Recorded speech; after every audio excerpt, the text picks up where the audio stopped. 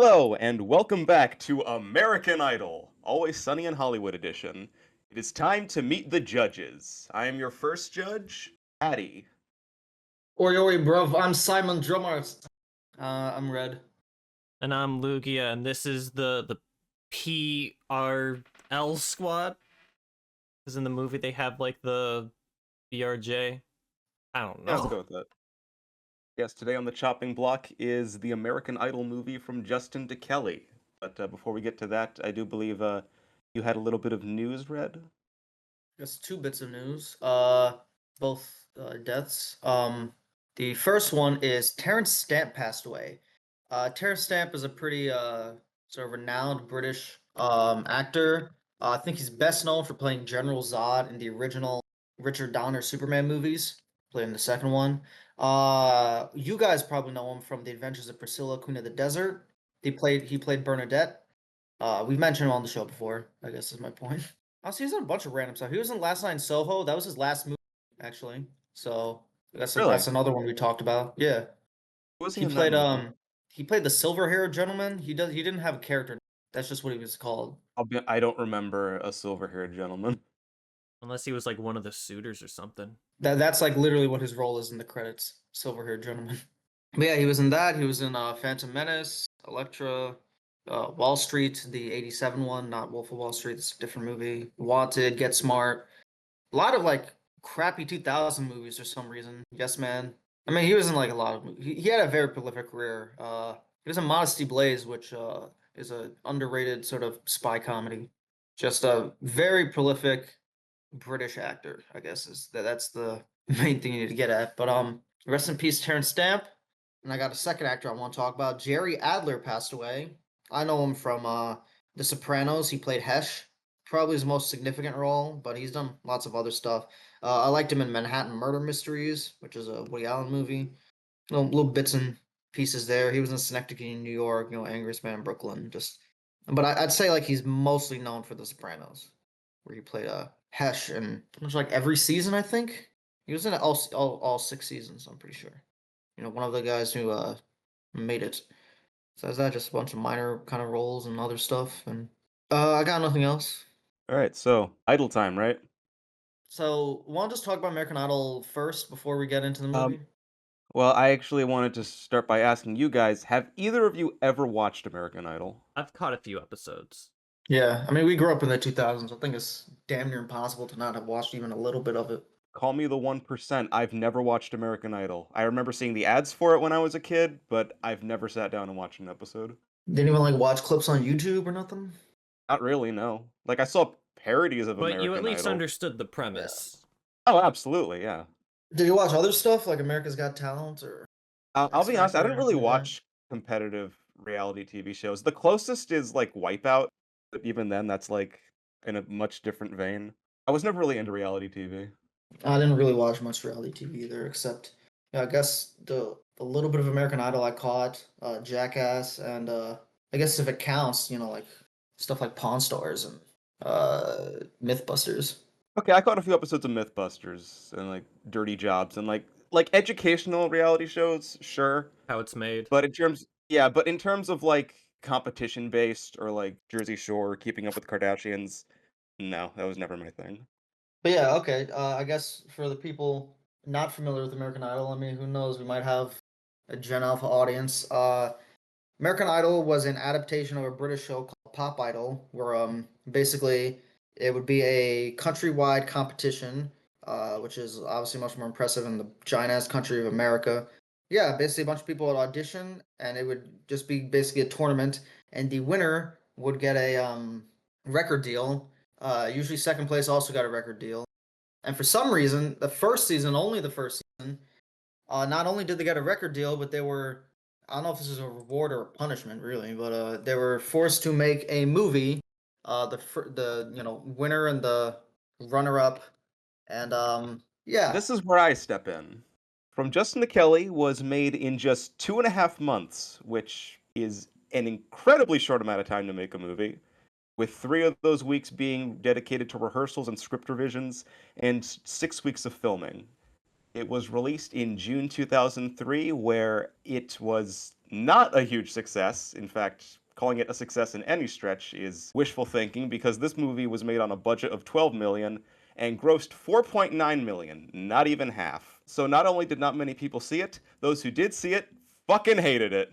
And perhaps the most adamant hater of From Justin to Kelly is Kelly Clarkson herself, because she has not held back on her feelings about this movie, but it's less to do with the quality and more so the situation she was put in. Because Kelly Clarkson has said that when she found out that being part of a movie was part of her winnings for American Idol, she no longer wanted to win. She didn't see herself as an actress, she didn't want to be an actress, and she would much rather the role be given to somebody who really wanted it, which was like 90% of the other people on American And Idol. she couldn't opt out even if she wanted to. No, she tried to, but the producer said, "Look, you signed the contract. You got to do the movie." She did compromise though. She was successful in letting them allow her to release her debut single and album before the movie, so it wouldn't end her career before it officially began. Justin wasn't so lucky though. He did eventually sign a record deal with someone else, but like a few months after the movie's release, he was dropped from it. To this day, Kelly Clarkson only talks about From Justin to Kelly whenever like somebody asks her. Otherwise, she just pretends the movie doesn't exist. She won't even let her children watch it. Really? Which is kind of funny because in a cruel twist of fate, the nanny for her kids was a fan of the movie when she was younger, and Kelly Clarkson has told her, if you ever show the kids that movie, I will fire you on the spot. From Justin to Kelly was directed by Robert Iscove, who mainly directs television movies, or at least that's what he used to do. I don't know if he still does work. Looking at his filmography, I'll be honest, the only movie I really recognize on here is Cinderella, starring Whitney Houston. I've never seen it, but I have heard good things about it. I guess one more thing to mention in terms of fun facts is that while Kelly Clarkson, most people know that she hates this movie, you might be wondering, what does Justin Guarini think? He's fine with it. He's like, whatever. Well, I mean, he doesn't really have much of a career to begin with, so you take what you can get, I guess. He did say Wasn't he like a Broadway he did actor? say he enjoyed making the movie. Is he Actually, a this might Broadway have been actor? like, yeah. Actually, two more things I forgot to mention.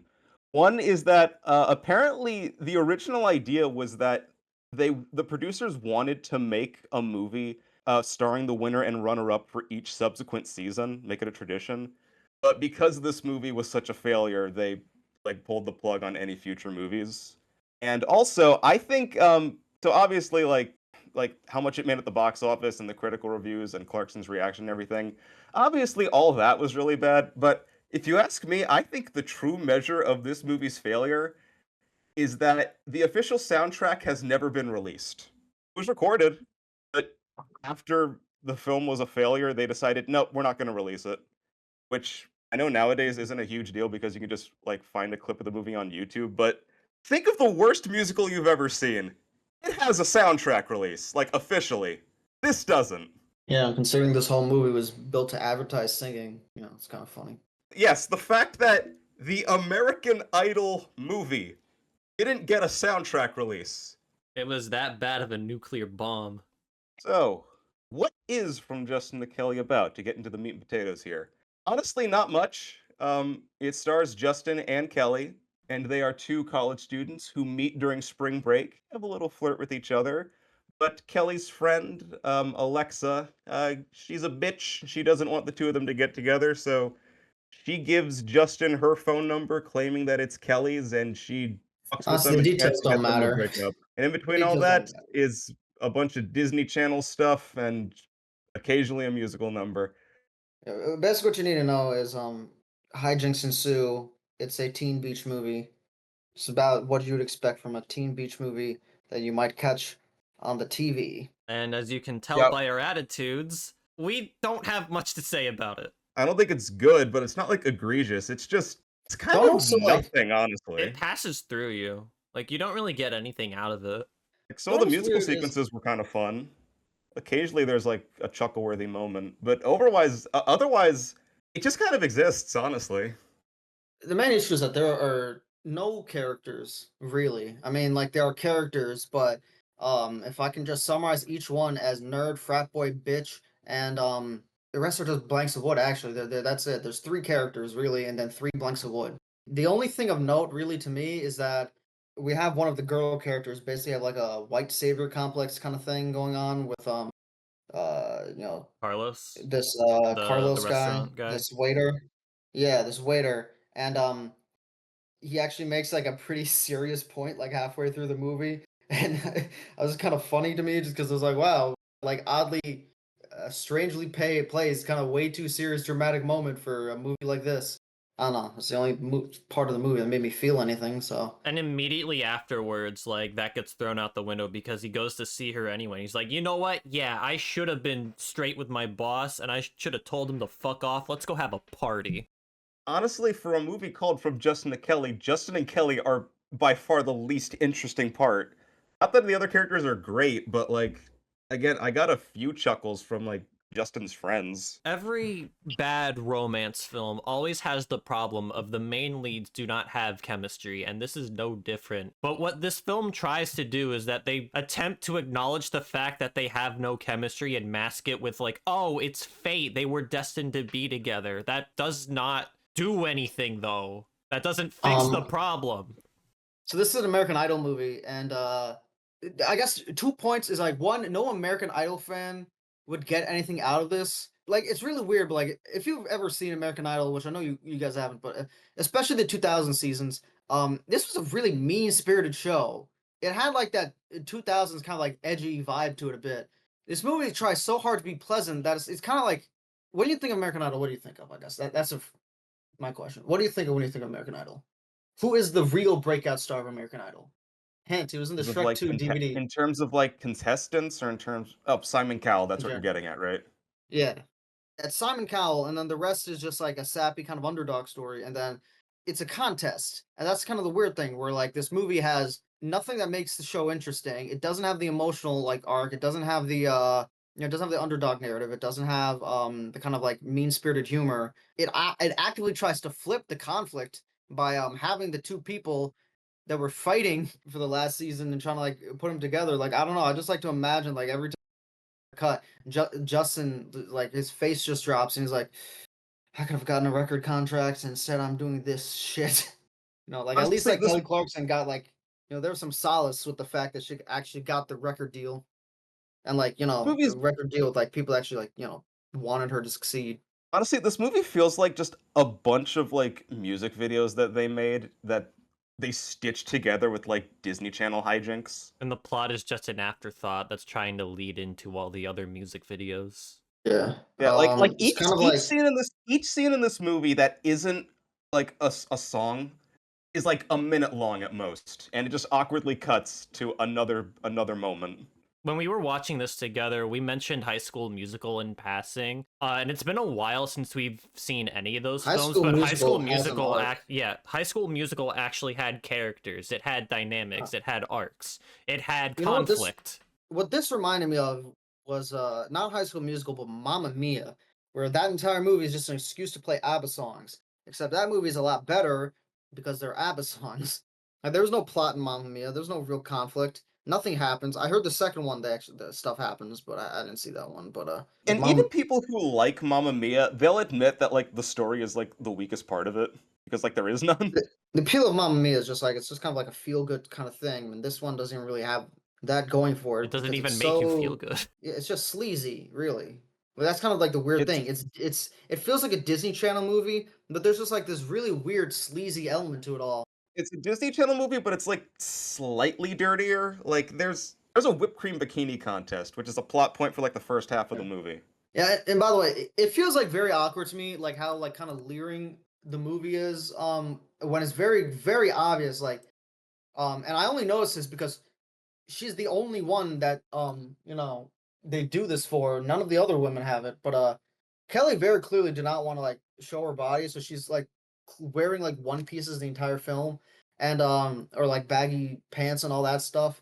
And I only noticed because they got everyone else like in the tiny ass bikinis and like in doing wet t-shirt contests and all that like kind of stuff, and I was like, huh. Also, at one point, out of nowhere, they just start using hovercrafts, and we were completely thrown off because we're like, okay, this just happened, and we thought they were gonna race, but they're throwing I like like beach I like balls into blinked. a bucket that each of the hovercrafts have, and we're like, oh, we're doing this. then one of the guys gets hurt, and you think he's gonna die, but I was he's fine. hoping Like, he would die, so that way something actually happens in this fucking film. it just came out of nowhere, and it ends just as quickly. We're like, what the hell just happened? But yeah, occasionally Yeah. there's like a chuckle-worthy moment. Like the biggest reaction I got was at the end because one of Justin's friends, there's a running gag where he like gets into trouble with like the beach officer, and at the very end of the movie, she approaches him and asks him for a drink, and of course she's like dressed really hot and everything, and he says to her, "Hey, you still got those handcuffs on you?" Like it was such an out of left field line. Like I was like, "What the fuck? Maybe he's into that. You do you, man. I don't kink shame." I just wasn't expecting that line in the American Idol movie. Also, the Yeah. editing in this film is really fucking bad. Can we get into that? The opening By all means. is full of like, it has shots where it zooms by really fucking fast. Like they fast forward the footage to like times 10 speed, and then out of nowhere they just freeze frame to have like one of the actors' names, like Kelly Clarkson's name is like on a sign on the road, but they like speed through the whole highway just to get to that point and then just freeze frame it right there. It's so jarring to look at. And not to mention the copious amount of cross dissolves they use for some of the musical numbers, like the one where Justin and Kelly are on the boat. Yeah, that whole sequence, like, it's shot fine, but like, it's not interesting because they keep like switching between the same three shots of like a wide shot of the boat, a dissolve to Kelly, a dissolve to Justin, back to the boat, back to Justin, boat, Kelly, and it's like it's the same three shots. It reminds me of God, what's it called? She's the Man. Like there's I don't know, and I feel like it was made like Windows Movie Maker type thing, you know? For the record, like I don't blame like anybody, like I don't blame Kelly Clarkson or Justin Guarini or like the director or anybody like that because like clearly this is a movie that's just made to capitalize on American It Idol. was So it's made like, out of obligation. There is no heart yeah, put into this. like No, it's that's fine, funny. not their Yeah. fault. It's just they're put in a position where like it's obviously a cash in. So yeah, just a weird kind of blip in the legacy of American Idol, I guess, and Kelly Clarkson. Cause I kind of want to talk about Kelly Clarkson for a bit, because I always thought it was interesting how and when it comes to American Idol, like the actual success of the singers is kind of spotty, but for some reason, the first one it actually worked. Oh, that's kind of interesting. So you guys, I don't know, fans of Kelly Clarkson? I wouldn't say I'm a fan, but I do respect her reputation. I do really Yeah, like her Kelly sec- Clarkson, which I told you guys is why I chose this movie. You've been listening to a lot of her recently. Yeah, I'm not a huge fan, but her second album is very respectable, and the second album is really the important one. The first one, she got because of American Idol. The second one, and that was, I guess, the make or break one to see if she's just a flash in the pan or not. I think Again, since you've lucky been on her that gone, she was able to get her first album out before this movie. well, still, I still think the second album is like the real, Well, but in what order to really get like to a made her second album, career. you gotta release a first album. Like I mentioned before, I think since you've been gone is like a really great kind of I think pop song. that song is the highlight of her career for me. I think maybe a breakaway and what doesn't kill you makes you stronger and stuff like that are probably a bit more popular. But I think since you've been gone is like her But best guys, song. whatever happened to Miss Independent? I don't remember that one. That's another one of it. It's always kind of funny because like if you look at like the list of whatchamacallit, like American Idol winners and runner-ups, I feel like most of the time the runner-up is actually ends up being more successful. Just unfortunate for Justin, I guess, because like if you look at season 2, who the fuck is Ruben Studdard? I have no idea. The runner-up was Clay Aiken though. I know Clay Aiken. Clay Aiken's all a know name Clay that I Aiken. recognize. Yeah, like Clay Aiken's actually famous. I was like, huh. I guess season 3, no one I recognize is here. No, actually, no. Season 3, Jennifer Hudson was there, and she came 7th place. All right, so I know we're kind of ragging on this movie, but Lugia, do you have any positives? Well, that's why I'm like pivoting to this. 'cause at least I there's- like the summertime aesthetic. Yeah, that's about it. Like I kind of like the way this movie handles the beach scenes, the party scenes, and all that. I dig those, but I'd rather watch something like High School Musical 2 if I want to like feel those vibes again. So if you like movies like Spice World, Camp Rock, Bring It On, where it's like musical Now, Bring It On films. is a lot better than this. Yeah, but where it's like musical films like from the early 2000s. If you're a teenage girl in the 2000s, you'll definitely like this. But I feel like that is the only audience that this film would cater to. Like again, it's not horrible, it's not awful, but like it is like so thin and so uneventful. Like I can see myself like listening to some of these songs on their own, but like I don't really have any interest in going back to this as a whole. Again, this is another one of those movies that just passes through you. We're almost half an hour in, and we've basically said everything that we could say. This movie is it's a product of its time. A movie made to capitalize on one of the biggest shows of the 2000s at the height of its popularity. Like, it's a neat time capsule, I guess. Okay, we're being too nice. Don't watch this movie. You're gonna get nothing out of it. All right, it's not. There was no desire to make this to begin with. There's It's nothing pure interesting junk about it. food, Just the watch. movie. Just watch American Idol. All right, first the Simon Cowell seasons. There's probably still something interesting about it. If you're really curious, like, check out the song sequences on YouTube. Like, they're fine in isolation. Most of them are Yeah, we'll only original, do that- except for one of them, like at the very end. And then I'd say, like, if you really want to listen to Kelly Clarkson like sing, just listen to her second album or something. I don't know. But yeah, I'd say I'd recommend the show because again, not only is it just decently entertaining for the first like handful of seasons, but the people on it, there's usually at least one per season that actually like is successful. So it's interesting to see the origins of them. See how Kelly Clarkson got her start, Clay Aiken got her start, Jennifer Hudson got her start, Carrie Underwood. Yeah, Carrie Didn't know Underwood. Carrie Underwood was on American Idol. I don't know. I was on or off Dude, on the show. I've never The seen one the show, and I knew that. Well, because See, you Jordan had to Spark, Taylor research Hitz. it. But Not I don't even. know. I knew The that before I American did the research, American but Idol. whatever. I remember season 7 in particular being like a really popular season because I remember so many people fighting about who they wanted to win, with the front runners being David Archuleta and David Cook. And when Archuleta lost, I remember just a ton of TV shows for some reason not only having him on, it was actively about how they think he got robbed. And I was like, what? The iCarly episode is a parody of American Idol, where it's basically a hypothetical. What if David Archuleta won, and for some reason, like the stand-in for David Cook, they just like portray him as the devil, and it's such a weird, mean-spirited kind of episode, but it's also just kind of cosmically funny because what the fuck is this? You guys remember iCarly, right? I do not remember that episode. Yeah, I don't remember that It's- episode either. It's such a bizarre episode because like David Archuleta is like actually in the episode. I feel like they didn't tell David what the script was because I feel like he'd be like really weirded out like if he knew what the plot was before he like signed for it. iCarly was such a weird and mean show. Have you guys like ever revisited iCarly like past the age of 10? No, I've heard people Oh. look back on iCarly and say, "What the fuck happened in this show?" But I've never gone back to see it myself. I remember like catching a couple episodes like because like when it got put on Netflix, my cousin watched some of it, and like I remember like being like, oh, I remember this, and then I just being like, what the fuck? It's like Always Sunny or some shit where like these children are evil. It's like an anti-comedy, like Seinfeld or something. Where like, and I watch old sitcoms, they're so fucking weird. And, like iCarly's weird because it's mean spirited, but like just in general, like the old sitcoms are just really fucking weird.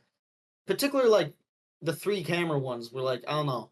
I've been watching random episodes of Frasier. This episode of Frasier where the entire joke is they're hosting these guests, and the guests just have massive fucking noses, and they're trying so hard not to draw attention to it. And I'm like, that's such a weird episode idea. But then like you put on like Family Matters, and like there's an episode where like Urkel gets like a potion that makes him like have swag, like the Nutty Professor. Then like episodes of like I don't know, fucking Happy Days, and then like aliens show up, and I'm like, man, you could just do whatever the fuck you wanted on sitcoms back then, and no one would question it. The modern day classic sitcom is The Office, and that show is like, even as dumb as it's like pretty grounded, And then I'm looking at like the sitcom classics of years past, and like, how is Mork and Mindy a spinoff of a show about the 1950s? Like, what? I don't get it. Mork and Mindy's a spinoff of Happy Days? I'm pretty sure, yeah. It's a spinoff of something. Yeah, that's another thing. In the back then, It was its own thing. so many TV shows were spinoffs. It was so weird. But yeah, Mork and Mindy was one of like a dozen. Yeah, it was a spinoff of Happy Days because there's an episode of Happy Days called My Favorite Orkin, and apparently in season 5, and apparently it was so popular that they decided to make a spinoff. And like this was like a regular thing that happened back in like the days of this shit, and I was like, what the fuck? Go for a Flintstones approach, just fuck it, throw an alien in the mix. Who cares? It's weird because like it was like a weirdly accepted thing in sitcoms, but then like you also had stuff like MASH and like All in the Family that still try to have like some integrity. I'm trying to think of like, is there like a modern equivalent to just highly successful shows that will just do whatever the fuck it wants, and no one will care. When did they jump the shark? Like how is Aliens not jumping the shark? But I need to find out what fucking episode did Fonzie jump the shark. I don't care Not if we're that getting off not that topic. this isn't a riveting conversation about, aliens and shark jumping and spin-offs, but I can't help but notice a distinct lack of Justin and or Kelly in this conversation. Okay, fine. I'll tie it in. Justin and Kelly's a spinoff of American Idol. And we're talking about TV show spinoffs, so it's relevant. Anyway, let me find out In a when. And way. also, Fonzie was on kind of like a jet ski when he jumped the shark. And we're talking about the jump the shark thing right now. And obviously, there was a bizarre like jet ski sequence here. And I think It was From a Justin to hoverboard, get Kelly it might right. be a better film if they had a shark thrown into the mix. yeah, imagine if it was just like From Jaws just halfway through. from It Justin was to like Kelly to Jaws. Yeah, you ever see that Hitchcock movie, The Birds? Half the movie is like a drama, and then just a bunch of birds just go crazy and start attacking people. That's what this movie should have been. But anyway, Jump the Shark was in season 5. Okay, so I guess the show stayed popular, even though that show's considered like the moment it got dumb. All right, whatever. That's why I watch like shit like Larry Sanders, huh? That's a grounded show, and I know like the show Gary Shandling made before Larry Sanders was like weird, but whatever. At least it was weird in like an experimental, interesting way. Anyway, from Justin to Kelly, it exists. Don't watch it. Good for it. Save your time. Save your 90 minutes. Spend it on something else. So unfortunately, it's a no from all of us if we're using American Idol terms. Put on Mamma Mia, put on High School Musical, go on Google, look up American Idol funny competition, and then it's just like watch Simon Cowell make fun of an Asian man for his accent. So now we're going from Justin to Kelly to Red because it is your recommendation now. I feel like the 2000s hasn't gotten the best rep on this show. We've mostly just watched Sorry, nothing but garbage. I'm sorry. Are you saying that Hoot isn't a classic? I don't know. I'm just saying, like, if you look at every movie we've seen from the 2000s, it's like, Dude, Where's My Car? How the Grinch Stole Christmas, Rugrats in Paris, Ours. Hey, Rugrats in Paris is Monkey a good one. Bone, or Resident Evil. I mean, we've had good movies in each year, you know. Well, debatably, I mean, I guess no, we've had good movies in each year. Is there any year we had a movie that none of us liked? The 2000. No, every movie had a okay, yeah, whatever. Anyway, I'm trying to tie it into this movie, but there's no reason. I just want to watch an action movie, and I was thinking of like what are some just classic action movies that I love that I haven't seen in a while, and I was thinking about what was like a movie that's not talked about anymore, but I remember in the 2000s it was like a safe bet to say this was your favorite movie, and it's Ang Lee's Crouching Tiger, Hidden Dragon. Huh. I think I've heard of that one. That's a weird thing. It's weird that like you're only saying, "Oh, I've heard of that movie," because like that movie used to be so popular. It was like one of like the only foreign language movies that like a person watched. I've feel never like- seen it though. Yeah, I know, but like I'm just it's so interesting how this movie has like almost been like forgotten. And it's not like Ang Lee's been forgotten because like people still remember Brokeback Mountain, people still remember Hulk, people still I feel like Life of Pi and Crouching Yeah, have Tiger, you Hidden ever Dragon. seen an Ang Lee Huge. movie? Let me look. I might have seen Hulk 2003 a long No. time ago. I think you've seen it Only on movie, like your only your movie I've seen Discord from him is channel. Life of Pi. He directed Taking Uh, Woodstock? I've seen a large amount of Ang Lee movies, honestly. He made Brokeback Mountain, Life of Pi, Crouching Tiger, Hidden Dragon, Sense and Sensibility, Hulk, Gemini Man. Yeah, I'm pretty Um, sure I saw Hulk as a kid, but that is about it. I've never seen Life of Pi, but I've heard of it. I remember Ang Lee being viewed somewhat as like a sort of eccentric, sort of visionary. But yeah, Crouching Tiger, Hidden Crouching Tiger, Dragon, Hidden Dragon. widely it's considered like one of the greatest, Hong Kong. It's basically everyone's like introduction to like wuxia type, over the top Hong Kong action flicks. And like not like John Woo, but like classic, sword, war and sword stuff. That and Hero. And I like Crouching Tiger, Hidden Dragon more than Hero. So I haven't seen since I was a kid, so it's gonna be fun to revisit, and I guess fun to introduce it to you guys. So, but yeah, I watched this so much as a kid, and I remember absolutely nothing from it. So this is gonna be fun. All right, so question: How do American Idol episodes typically end? Do they have like an outro or like? I don't know. Usually Ryan Seacrest does something, and they play that "Bad Day" song or something. I mean, they played the "Bad Day" song when someone like loses or something. But yeah, I don't know. I mean, this movie did lose our recommendation, so okay, let's go with that. 'Cause you had a